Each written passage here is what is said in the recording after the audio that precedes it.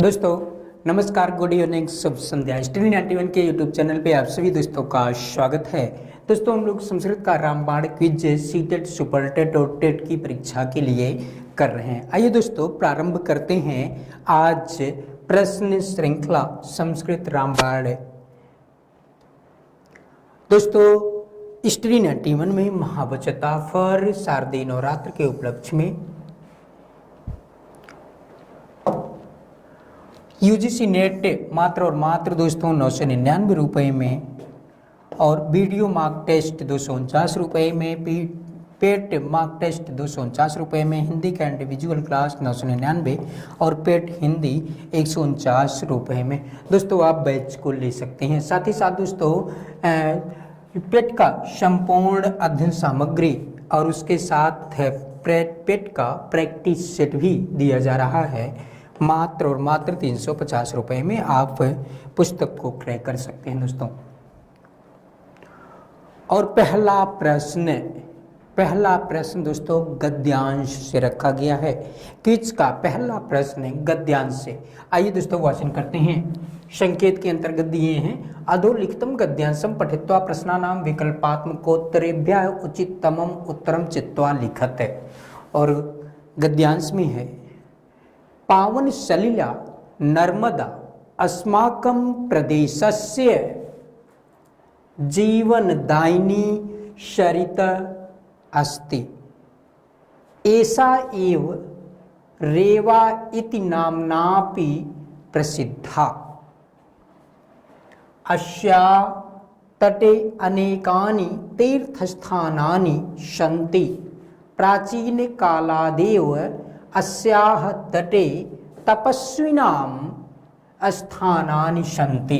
अतः नर्मदायाः परिक्रमणं कृत्वा जनाः आत्मानं धन्यं मन्यन्ते। अत्रत्यं नैसर्गिक सौंदर्यं दर्शनीयं होना चाहिए दोस्तों। अनूपपुर मंडले अमरकंटकम नाम पर्वतोस्ति।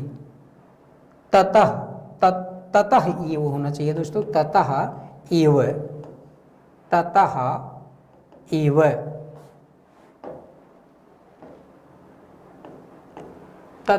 एव नर्मदा प्रादुर्भवति। तदनन्तरम् एषा गहनेषु अरण्येषु उत्तुंग पर्वतेषु भ्रमणं कुर्वती डिंडोरी मंडलं प्रविशति। डिंडोरीतः सर्पाकार गत्या उच्चावच मार्गेण महाराजपुरं प्राप्नोति। ततः जाबालिपुरम् आगच्छति। श्वेतशिलाखण्डानां कृते प्रसिद्ध भेड़ाघाट नाम के स्थाने धूमधार जलप्रपात स्वरूपम धारयति। तदवलोकनार्थं बहवः पर्यटकाः तत्र आगच्छन्ति। नर्मदा नद्यामेव बर्गी, इंदिरा सागर, सरदार सरोवर आदयः बन्धाः निर्मिताः सन्ति। एभिः बन्धैः विद्युत् उत्पादनं, भूमिसेचनं, जल परिवहनम, अभयारण्य निर्माणम, पर्यटन स्थल निर्माणम इत्यादियो विविध लाभाः भवन्ति। ये था दोस्तों गद्य अंश। ये है गद्य अंश। आइए दोस्तों देखते हैं गद्यांश का हिंदी अर्थ है। पावन सलिला, पवित्र सलिला नदी, पवित्र नदी नर्मदा, पवित्र नर्मदा नदी। अस्माकम जिसमें जल क्या है, पवित्र है, सलिला है। अस्माकम प्रदेशस्य हमारे प्रदेश के, जीवनदायिनी सरित अस्ति हमारे प्रदेश का, जीवनदायिनी जीवन प्रदान करने वाली, सरित अस्ति सरित नदी अस्ति है। अर्थात नर्मदा पावन सलिला नर्मदा नदी हमारे या हम सब के प्रदेश का जीवन देने वाली शरित नदी अस्ति है। ऐसा एव ऐसा नर्मदा नदी, ऐसा नर्मदा एव अर्थात यह नर्मदा ही रेवा इति नामनापि प्रसिद्धा, रेवा इस नाम से या ऐसे नामनापि नाम से भी प्रसिद्ध है। अस्याह तटे इस नर्मदा नदी के तट पर अनेकानि तीर्थस्थानानि सन्ति, अनेकों तीर्थस्थान हैं। प्राचीन कालादेव, प्राचीन काल से ही अस्याह तटे इस नर्मदा नदी के किनारे पर तपस्विनाम स्थानानि सन्ते, तपस्वी में कोई स्थान हैं। अतः इसलिए नर्मदा यह परिक्रमणम, नर्मदा नदी का परिक्रमण घूम करके, चारों तरफ नर्मदा नदी के घूम करके, कृत्वा घूम करके या नर्मदा नदी के चारों तरफ परिक्रमा करके जनाह लोग आत्मानं धन्यम मन्यन्ते, अपने आप को स्वयं को धन्य मानते हैं। अत्र अत्यंतम, अत्र अत्यम नहीं होना चाहिए था दोस्तों, अत्र अत्यंतम, अत्र अत्यंतम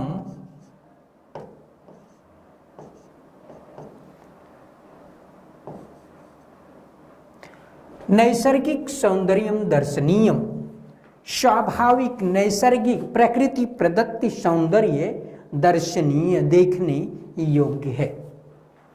अनूपपुर मंडले, अनूपपुर मंडल में, और ये मध्य प्रदेश में है दोस्तों, अमरकंटकम नाम पर्वतो अस्ति, अमरकंटक नाम का पर्वत है।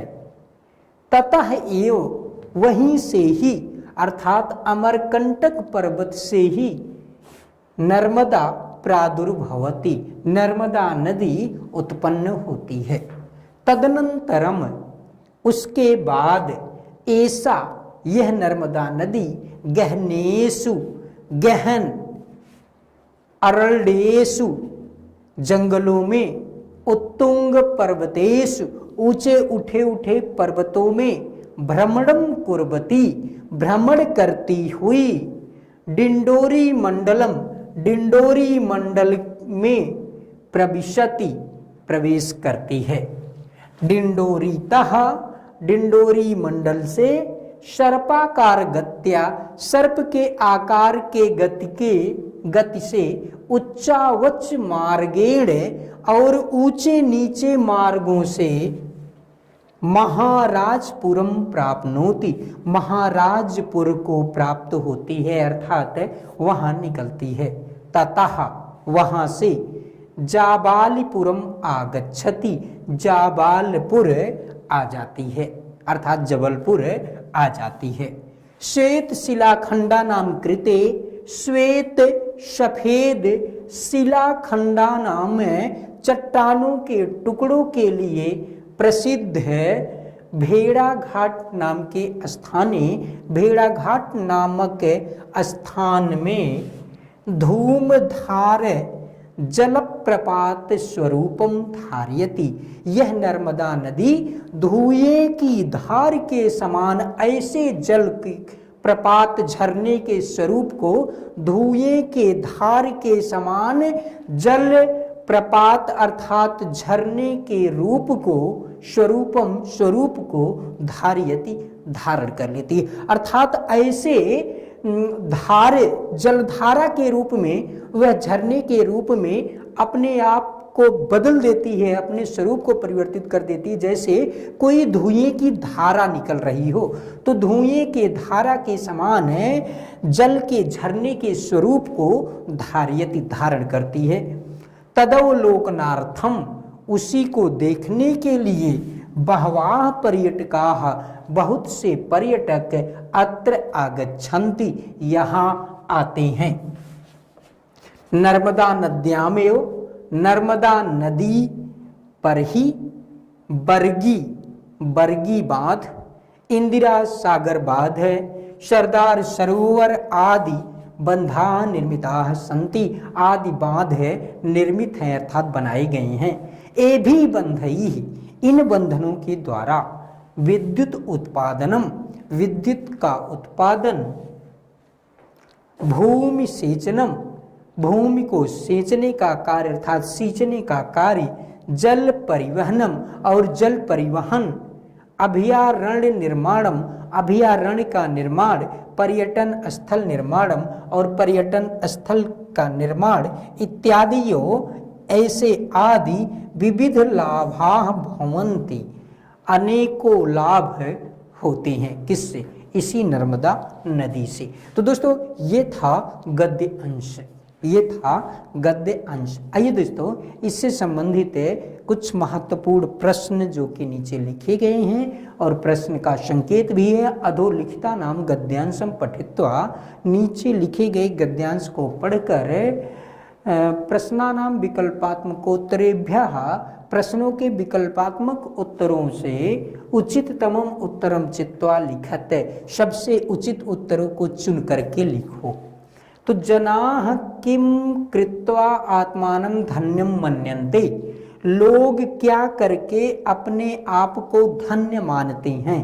नर्मदायाः परिक्रमणं कृत्वा, आकंठम भोजनम कृत्वा, खर्जूर वृक्षम आरुहि, तटे शयनम कृत्वा। तो दोस्तों नर्मदायाः परिक्रमणं कृत्वा, नर्मदा नदी का परिक्रमण करके लोग अपने आप को धन्य मानते हैं। प्रश्न संख्या 1 का विकल्प 1 सही उत्तर होगा। आइए दोस्तों देखते हैं अगला प्रश्न। नर्मदायाः अपरम नाम अपि अनुच्छेदे प्रयुक्तः तच्चित्वा लिखत, नर्मदा का दूसरा नाम भी अनुच्छेद में प्रयुक्त है, उसको चुनकर लिखो। बताइए कौन सा विकल्प सही होगा दोस्तों। तो ऐसा एव रेवा इति नामना भी प्रसिद्धा, ऐसा नर्मदा नदी के लिए ही प्रयुक्त है दोस्तों। ऐसा नर्मदा, नर्मदा एव रेवा इति नामना भी प्रसिद्धा, यानी कि प्रश्न संख्या 2 का कौन सा विकल्प होगा।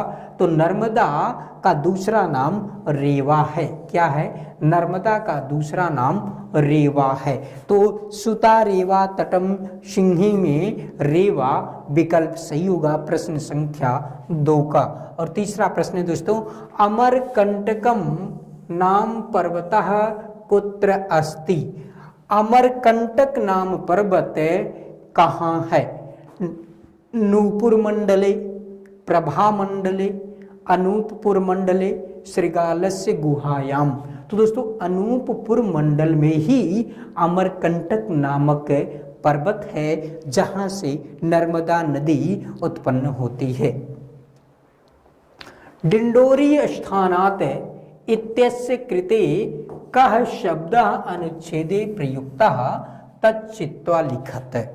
कारण कि डिंडोरी स्थान से इत्यस्य, इस ऐसा, अस्य कृते कः शब्दः, इसके लिए कौन सा शब्द अनुच्छेदे प्रयुक्तः, अनुच्छेद में प्रयुक्त है, तच्चित्वा लिखत, उसको चुन करके लिखो।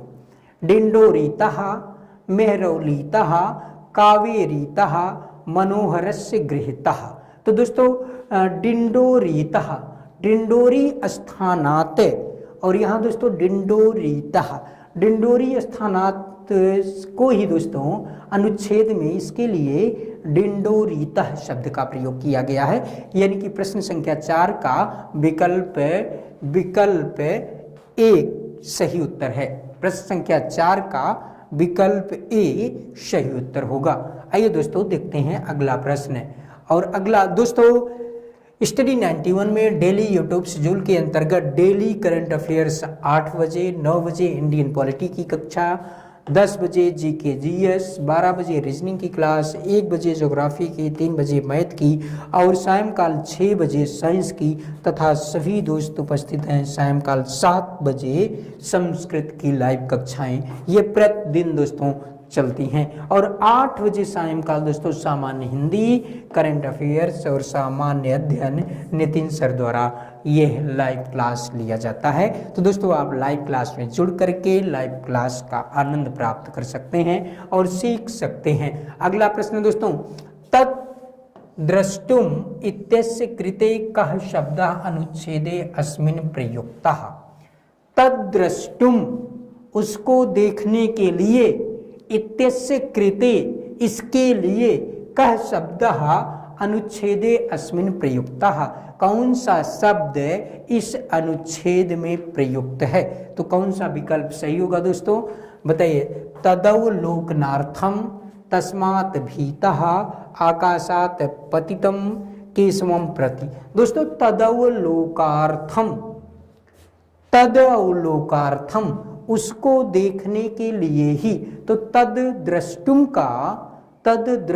का अर्थ होगा तदवलोकनार्थम। और यही शब्द दोस्तों गद्यांश में यही शब्द है। आइए दोस्तों देखते हैं अगला प्रश्न। अगला प्रश्न है क्षम्यतां दोस्तों, पांचवा और छठा, पांचवा तद द्रष्टुम इत्यस्य कृते, छठा वही है, 6 भी वही है दोस्तों। तद द्रष्टुम इत्यस्य कृते कः शब्दानुच्छेदे अस्मिन् प्रयुक्तः, तो तदवलोकनार्थम। अगला प्रश्न है उत्तुंग पर्वतेषु पदे का विभक्ति। उत्तुंग पर्वतों में या पर्वतों पर पदे का विभक्ति कौन सी विभक्ति होगी दोस्तों। विकल्प ए प्रथमा, बी सप्तमी, सी चतुर्थी, डी तृतीय। कौन सा विकल्प सही होगा दोस्तों दिए गए प्रश्न संख्या 7 में। प्रश्न संख्या 7 में पर्वतेषु क्या है दोस्तों, पर्वतेषु सप्तमी विभक्ति, सप्तमी विभक्ति बहुवचन का रूप होगा क्या। प्रश्न संख्या 7 क्या, सप्तमी विभक्ति बहुवचन पर्वतेषु, सही उत्तर होगा। अगला प्रश्न दोस्तों, बंधाः इति पदे किम वचनम। बंधाः इति पदे किम वचनम, कौन सा वचन है दोस्तों। बंधा शब्द में बहुवचनम, श्रीगाल वचनम, एक वचनम, द्विवचनम दोस्तों बहुवचनम।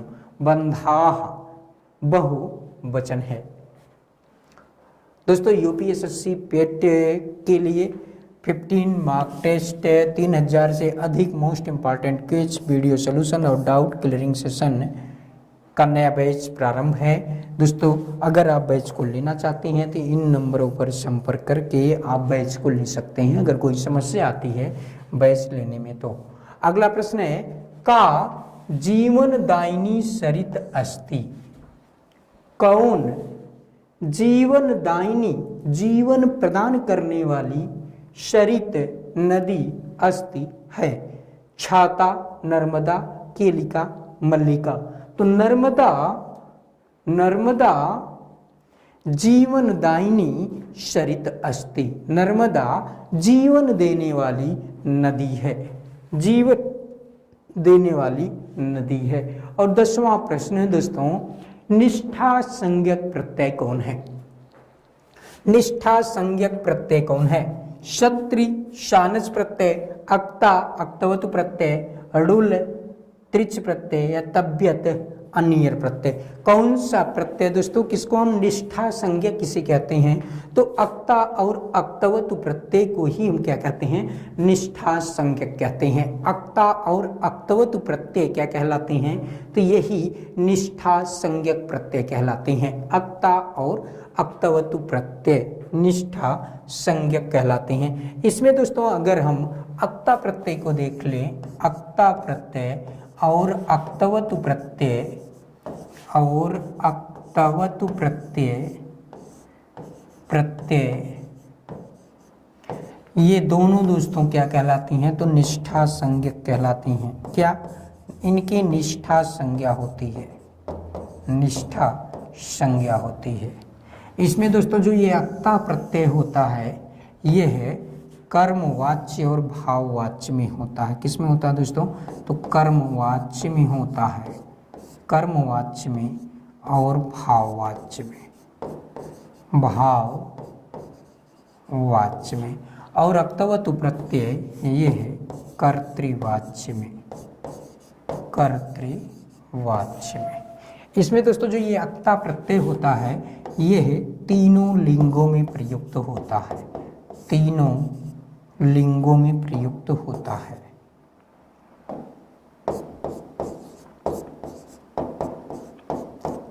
तीनों लिंगों में।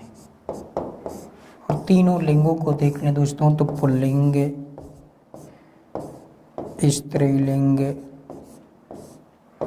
और नपुंसकलिंग, नपुंसकलिंग। अक्तवतु प्रत्यय भी दोस्तों ये भी तीनों लिंगों में प्रयुक्त होता है, तीनों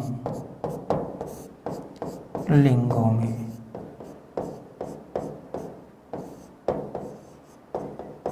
पुल्लिंग, स्त्रीलिंग और नपुंसकलिंग तीनों लिंगों में प्रयुक्त होता है क्या? अक्तवतु प्रत्यय। आइए दोस्तों देखते हैं अगला प्रश्न है।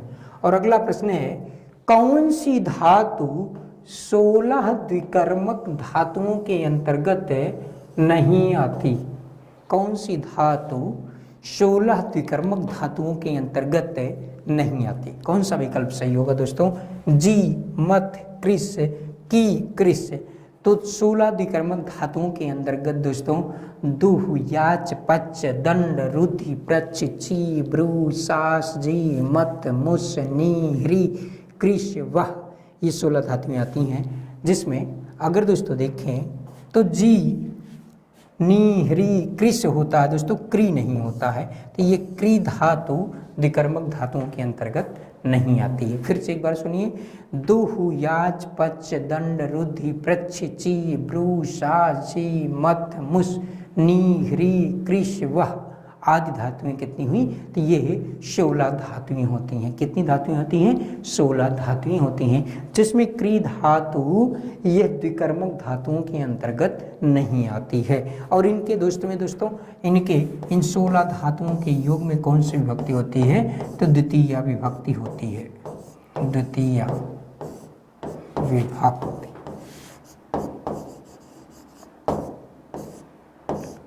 द्वितीया विभक्ति होती है। अगला प्रश्न दोस्तों, पठ धातु में सत्रि प्रत्यय लगाने पर रूप बनेगा। पठितः, पठन, पठित्वा, पठिता। पठ धन सत्रि क्या होगा दोस्तों? बताइए, पठ धन सत्रि क्या होगा दोस्तों? तो पठ धन सत्रि बनेगा पठन। क्या बनेगा दोस्तों? पठन बनेगा पुल्लिंग में। दोस्तों अगर हम इसके रूप को देखें तो पठन, पठंतम, पठता, पठते, पठतः, पठतः, पठति, ये रूप चलता है। पठन, पठंतो, पठंतः एक वचन, द्विवचन, बहुवचन में चलता है। और एक वचन में पठन, पठंतम, पठता, पठते, पठतः, पठतः, पठति रूप चलता है। पढ़ता हुआ, पठन का अर्थ क्या हुआ? पढ़ता हुआ।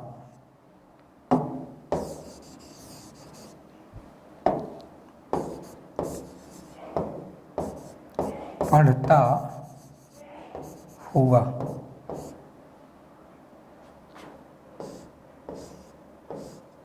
और इसे दोस्तों स्त्रीलिंग में अगर बना दीजिए तो बनेगा पठंती। क्या बनेगा? पठंती, पढ़ती हुई, पढ़ती हुई। इसी से स्त्रीलिंग में पठंती रूप बन जाता है, पढ़ती हुई। तो इस तरह से कौन सा विकल्प सही होगा? बी विकल्प है, पठन रूप बनेगा। क्या बनेगा? पठन बनेगा। पठ धातु सत्य प्रत्यय पठन। दोस्तों वीडियो रे एग्जाम के लिए top 15 mock test with video solution batch प्रारंभ है, आप बैच को ले सकते हैं। साथ ही साथ दोस्तों वीडियो का हल प्रश्न पत्र और इसके साथ एक मॉडल टेस्ट पेपर भी दिया जा रहा है, आप इस पुस्तक को भी क्रय कर सकते हैं। अगला प्रश्न है दोस्तों, रामायण का अपर नाम है? चतुर्विंशति सहस्री संहिता, सतसहस्री संहिता, षड्त्रिंशत सहस्री संहिता, पंचम वेद। तो रामायण का अपर नाम क्या है दोस्तों? चतुर्विंशति सहस्री संहिता, यानी कि 24,000। चतुर्विंशति मतलब 24 और सहस्री संहिता मतलब 1000। 24,000 श्लोकों का संग्रह किसमें है? तो रामायण में है। रामायण के विषय में दोस्तों अगर देखें तो रामायण की रचना किसने किया? आदि कवि वाल्मीकि ने। आदि कवि वाल्मीकि ने। आदि कवि वाल्मीकि ने। वाल्मीकि को ही दोस्तों आदि कवि भी कहते हैं। क्या कहते हैं? आदि कवि भी कहते हैं।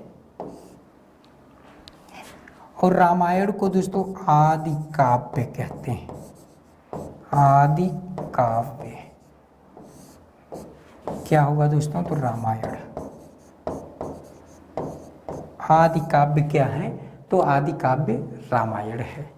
और दोस्तों रामायण, इस रामायण में पहला श्लोक जो है वह क्या कहलाता? आदि श्लोक कहलाता। आदि श्लोक। और ये आदि श्लोक किस में है दोस्तों? तो अनुष्टुप छंद में। अनुष्टुप छंद में।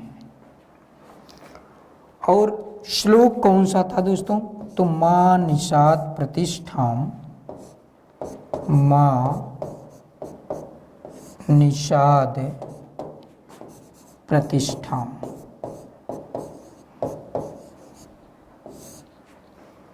और ये दोस्तों जो रामायण है ये महाकाव्य। क्या है? महाकाव्य। इस रामायण में कांड कितने हैं दोस्तों? तो 7 कांड हैं। कितने कांड हैं? 7 कांड हैं। तो इस तरह से दोस्तों रामायण के विषय में एक सामान्य जानकारी कि रामायण की रचना किसने किया। रामायण को क्या कहते हैं? तो चतुर्विंशति सहस्री संहिता कहते हैं। शतसहस्री संहिता किसे कहते हैं दोस्तों? तो महाभारत को कहते हैं। किसे कहते हैं? महाभारत को। पंचम वेद किसे कहते हैं? तो नाट्य को। नाट्य को ही क्या कहा जाता है दोस्तों? पांचवा वेद कहा जाता है। आइए दोस्तों देखते हैं अगला प्रश्न। तो इस तरह से प्रश्न संख्या 13 का विकल्प ए सही उत्तर होगा। अगला प्रश्न दोस्तों, कारक कितने होते हैं? कारक कितने होते हैं? 9, 6, 7, 8। कारक दोस्तों अगर देख लें, कारक तो कारकों की संख्या दोस्तों कितनी होती है? 6 होती है। कर्ता कारक, कर्ता कारक, कर्म कारक,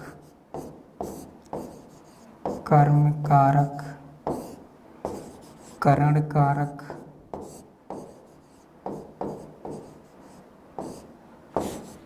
संप्रदान कारक,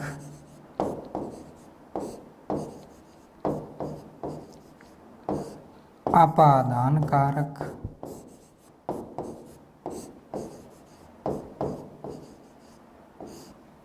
अधिकरण कारक।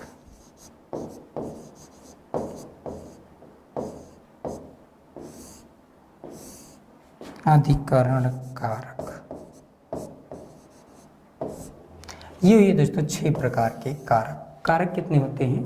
तो 6 होते हैं। कर्ता, कर्म, करण, संप्रदान, अपादान, अधिकरण।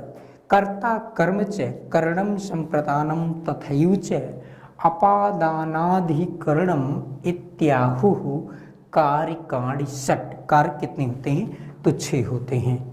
और विकल्प कौन सा सही होगा दोस्तों? तो कारक विकल्प 6, बी विकल्प सही उत्तर होगा। बी विकल्प। अगला प्रश्न दोस्तों, जिसमें अन्य पद की प्रधानता होती है वह समास है। अव्ययी भाव समास, तत्पुरुष समास, बहुब्रीहि समास, द्वंद्व समास। बताइए दोस्तों कौन सा विकल्प सही होगा। पदों की प्रधानता के आधार पर, पदों की प्रधानता के आधार पर, प्रधानता के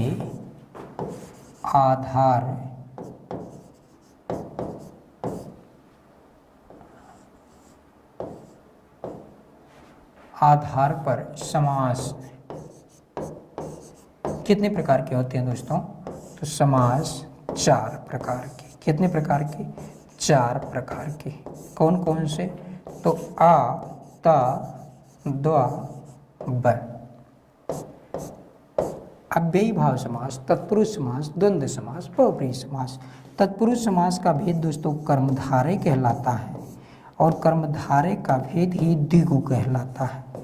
क्या कहलाता है? द्विगु कहलाता है। तो इस तरह से दोस्तों अगर आपके स्तर पर प्रश्न पूछेगा तो आप कहेंगे 1, 2, 3, 4, 5, 5 और 6, ये 6 प्रकार के कारक होंगे। क्षम्यता दोस्तों, 6 प्रकार के समास होंगे। 6 प्रकार के समास होंगे जिसमें अव्ययी भाव समास में पूर्व पद प्रधान होगा, तत्पुरुष समास में प्रायः उत्तर पद प्रधान होगा, द्वंद्व समास में दोनों पद की प्रधानता होती है, बहुब्रीहि समास में अन्य पद की प्रधानता होती है। तो पदों की प्रधानता या अप्रधानता, पदों की प्रधानता या अप्रधानता के आधार पर, अप्रधानता के आधार पर समास मुख्यतः अगर देखिए दोस्तों मुख्य रूप से, तो मुख्य रूप से 4 प्रकार के हुए, जिसमें तत्पुरुष समास का कर्मधारय भेद और द्विगु समास 2 और बढ़ जाता है, तो कुल समास कितने हो जाते हैं? 6। तो इसमें दोस्तों अन्य पद की प्रधानता होती है बहुब्रीहि समास में। किसमें होती है? बहुब्रीहि समास में। बा से तात्पर्य बहुब्रीहि, तो इसको ध्यान रखिए दोस्तों। अतद्वप से तात्पर्य हुआ अव्ययी भाव, तत्पुरुष, द्वंद्व और बहुब्रीहि। तत्पुरुष का भेद कर्मधारय और कर्मधारय का भेद द्विगु समास कहलाता है। बी विकल्प सही उत्तर होगा। अगला प्रश्न दोस्तों, गच्छेयम गम धातु का रूप होता है। गच्छेयम दोस्तों वितलिंग लकार में गच्छेत, गच्छेताम, गच्छेयुः, गच्छे, गच्छेतम, गच्छेत, गच्छेयम, गच्छेयो, गच्छेम रूप चलता है। तो लट लकार प्रथम पुरुष एक वचन, लूट लकार मध्यम पुरुष एक वचन, विधलिंग लकार उत्तम पुरुष एक वचन, लंग लकार प्रथम पुरुष एक वचन। कौन सा विकल्प सही होगा दोस्तों? गच्छेयम रूप किसमें बनेगा दोस्तों बताइए। प्रश्न संख्या 16 का विधलिंग लकार, ये विधलिंग लकार उत्तम पुरुष एक वचन में बनेगा दोस्तों गच्छेयम। और विधलिंग किस अर्थ में होता है दोस्तों? तो चाहिए अर्थ में होता है। किस में होता है? चाहिए, चाहिए अर्थ में, चाहिए अर्थ में विधलिंग लकार। एक बार पुनः बोलते हैं दोस्तों, विधलिंग लकार में गम धातु का रूप चलेगा। गच्छेत, गच्छेताम, गच्छेयुः प्रथम पुरुष में, मध्यम पुरुष में गच्छेह, गच्छेतम, गच्छेत और उत्तम पुरुष में गच्छेयम, गच्छेव, गच्छेम। तो इस तरह से गच्छेत, गच्छेताम, गच्छेयु, गच्छे, गच्छेतम, गच्छेत, गच्छेयम, गच्छेयो, गच्छेम रूप चलेगा। प्रश्न संख्या 16 का विकल्प सी सही उत्तर होगा।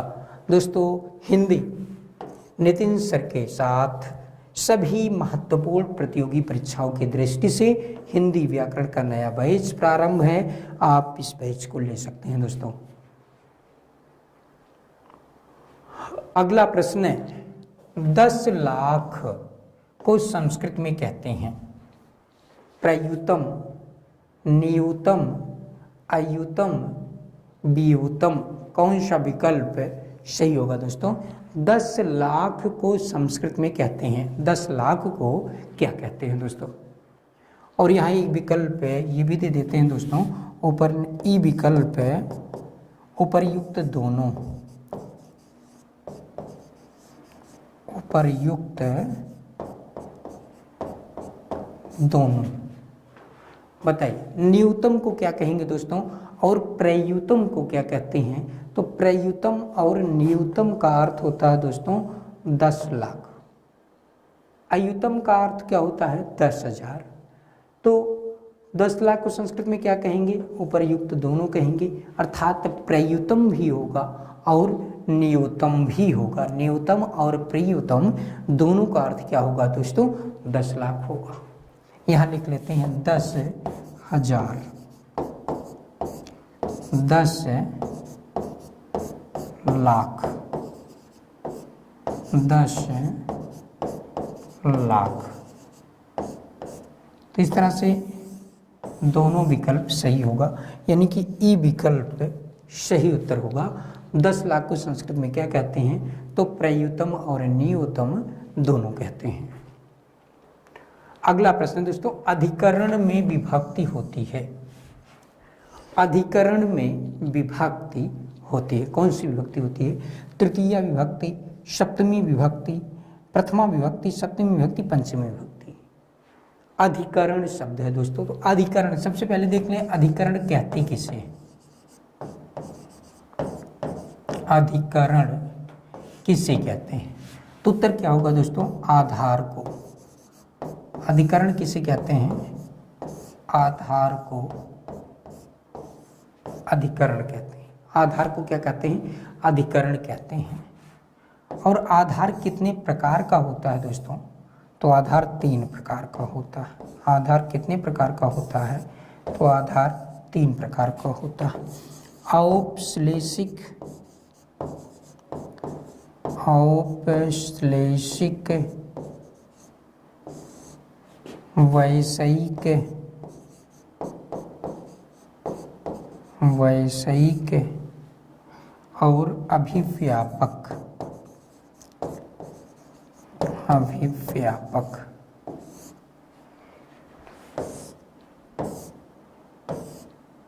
ये हुआ दोस्तों अधिकरण।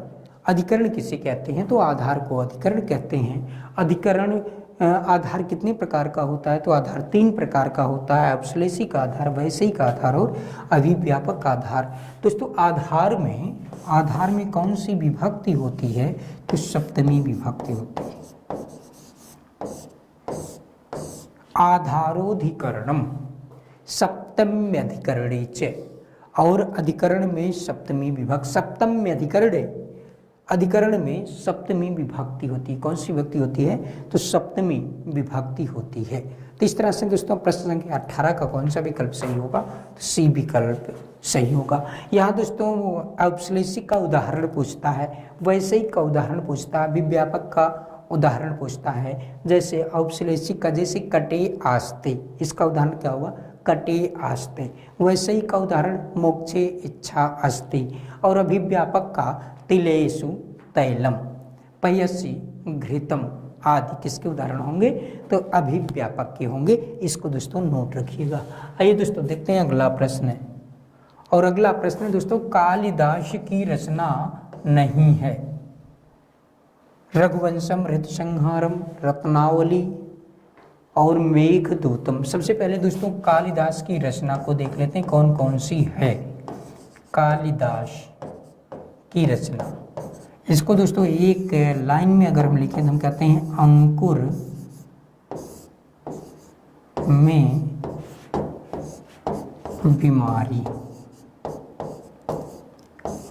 अर्थात कालिदास की रचना आ से दोस्तों क्या होता है? अभिज्ञान, अभिज्ञान शाकुंतलम।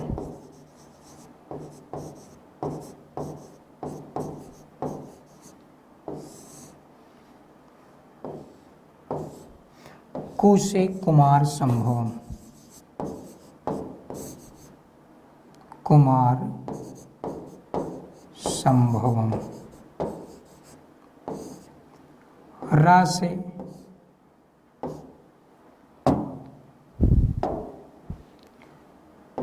और रघुवंशम।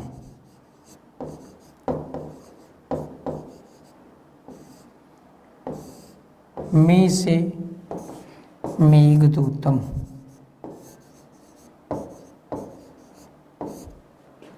बी से विक्रमोर्वशीयम।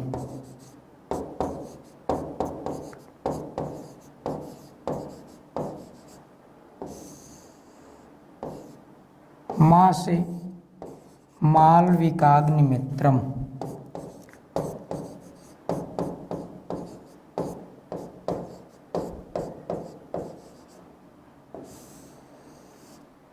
और री से दोस्तों ऋतु संहारम।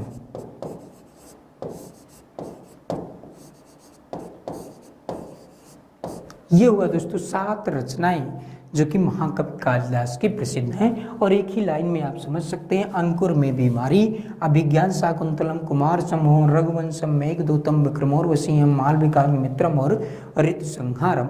कुल कितनी रचनाएं हैं दोस्तों? तो 7, 1 2 3 4 5 6 7 रचनाएं। इसमें मिलान कर देते हैं रघुवंशम। तो रघुवंशम दोस्तों अगर देखें तो रघुवंशम है, ऋतु संहारम ये भी है, रत्नावली, रत्नावली किसी में नहीं है दोस्तों, मेघदूतम, तो मेघदूतम भी है। ये रत्नावली दोस्तों कालिदास की रचना नहीं है, किसकी है? श्री हर्ष की, हर्षवर्धन की, श्री हर्ष। प्रश्न संख्या 19 का कौन सा विकल्प सही होगा दोस्तों? तो सी विकल्प होगा, कालिदास की रचना नहीं है। दोस्तों नितिन सर द्वारा हैंडरिटन ई बुक्स प्राचीन इतिहास, मध्यकालीन इतिहास, आधुनिक इतिहास, सामान्य हिंदी, भारत का भूगोल, भारतीय राज्य व्यवस्था, बायोलॉजी, केमिस्ट्री और फिजिक्स, हैंडरिटन ई बुक्स दोस्तों आप लोग ले सकते हैं पढ़ने के लिए। अगला प्रश्न दोस्तों, कर्मवाच्य में प्रधानता होती है, कर्ता की, क्रिया की, कर्म की या इनमें से कोई नहीं? कर्मवाच्य, कर्मवाच्य। तो दोस्तों कर्मवाच्य में कर्म की प्रधानता होती है, कर्म की प्रधानता। दोस्तों अगर यहीं देखें कर्तृवाच्य, अगर यहीं दूसरा देख लें कर्तृवाच्य, तो कर्तृवाच्य में किसकी प्रधानता होगी? कर्तृवाच्य,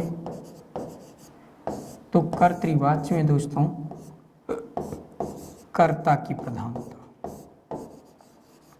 कर्ता की प्रधानता। और भाववाच्य, भाववाच्य, भाववाच्य में क्रिया की प्रधानता, क्रिया की प्रधानता होती है। तो इस तरह से दोस्तों कर्तृवाच्य में कर्ता की प्रधानता, कर्मवाच्य में कर्म की प्रधानता, भाववाच्य में क्रिया की प्रधानता। दोस्तों जो प्रधान होगा ना वो प्रथम, ये किस में रहेगा? प्रथमा विभक्ति में। यहाँ कर्म की प्रधानता है तो कर्म में प्रथमा विभक्ति, यहाँ क्रिया की प्रधानता है दोस्तों तो क्रिया सदैव प्रथम पुरुष एक वचन में,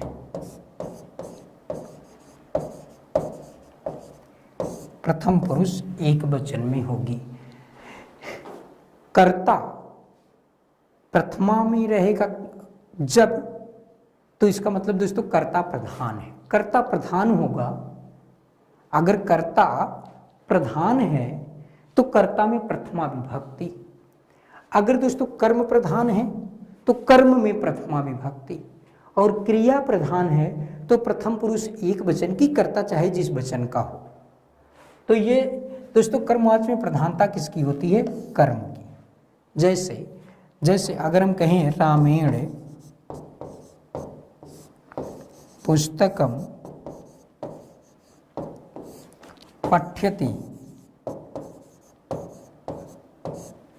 तो इसमें दोस्तों पुस्तकम क्या है? कर्म है। पुस्तकम क्या है? कर्म है। और कर्म में कौन सी विभक्ति है? तो प्रथमा, प्रथमा विभक्ति। पुस्तकम यहाँ प्रथमा विभक्ति में है। और इसी का कर्तृवाच्य अगर इसी को अनुवाद को बदलेंगे तो बनेगा रामः पुस्तकम पठति। यहाँ दोस्तों पुस्तकम क्या है? ये द्वितीया विभक्ति में है, द्वितीया विभक्ति में। रामः में कौन सी विभक्ति है? तो प्रथमा विभक्ति है, प्रथमा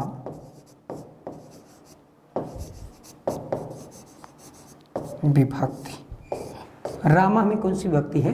तो प्रथमा विभक्ति है। तो इस तरह से दोस्तों कर्तृवाच्य में कर्ता की प्रधानता होती है और कर्ता में प्रथमा विभक्ति, जैसे रामः। कर्मवाच्य में कर्म की प्रधानता और कर्म में प्रथमा विभक्ति, जैसे पुस्तकम। यहाँ दोस्तों पुस्तकम अगर हम देखें, पुस्तकम रूप पुस्तकम ये दोस्तों प्रथमा विभक्ति में भी बनता है, प्रथमा में भी बनेगा और पुस्तकम द्वितीया में भी बनता है, पुस्तकम द्वितीया में भी बनता है। तो इस तरह से दोस्तों अगर प्रश्न आ जाए कि द्वितीया विभक्ति का या पुस्तकम शब्द दे दे प्रश्न में, पुस्तकम रूप है प्रथमा विभक्ति एक वचन का, यहां प्रथमा एक वचन कर दे, एक वचन कर दे, द्वितीया एक वचन, एक वचन। अगर इस तरह से प्रश्न पूछ ले कि पुस्तकम रूप है प्रथमा विभक्ति एक वचन का, द्वितीया विभक्ति एक वचन का, तो दोस्तों ये दोनों का होगा, प्रथमा द्वितीया एक वचन का, यानी कि तीसरा विकल्प देगा जिसमें उपर्युक्त तो दोनों होगा, तो दोनों वाला उत्तर सही होगा कि प्रथमा और द्वितीया दोनों में क्या बनेगा, पुस्तकम बनेगा। तो जब ये कर्मवाच्य में रहेगा तो ये पुस्तकम प्रथमा विभक्ति में रहेगा, जब ये कर्तृवाच्य में रहेगा तो ये पुस्तकम द्वितीया विभक्ति में होगा। क्यों? क्योंकि वहां कर्म वो जो है कर्म रहेगा और कर्म में द्वितीया विभक्ति होती है। कब? जब साधारण कर्तृवाच्य का वाक्य होगा तब। तो इस तरह से कर्मवाच्य में प्रधानता होती किसकी? सी विकल्प सही है दोस्तों, कर्म की। किसकी होती है? तो कर्म की होती है। और ये था दोस्तों महत्वपूर्ण 20 प्रश्न जो कि आपके एग्जाम की दृष्टि से बेहद महत्वपूर्ण है। आज के लिए दोस्तों बस इतना ही, मिलते हैं अगली कक्षा में, तब तक के लिए आप सभी दोस्तों को शुभ रात्रि।